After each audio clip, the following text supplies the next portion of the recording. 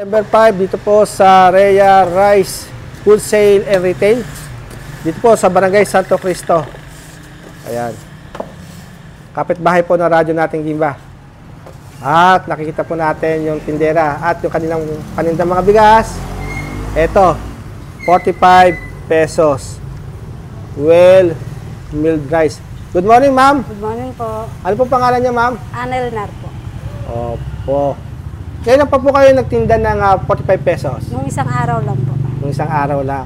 Kamusta? Mabenta ba? Apo, marami naman pong bumibili. Marami namang bumibili.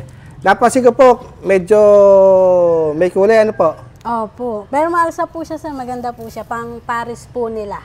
Pang Paris po, opo. Mabili po siya sa pang Paris. Pang Paris. Opo. Opo. Ayan.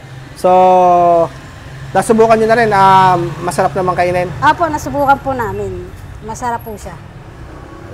Ayan. Ito po ba may limit po? Wala po. Kahit gaano po kadami yung bibili nyo, okay lang po. Okay lang. Opo. Ayan. Marami naman po kayong stock ng ganyan. Opo, meron naman po. Meron naman. Sige po, maraming salamat. Sige, thank you po.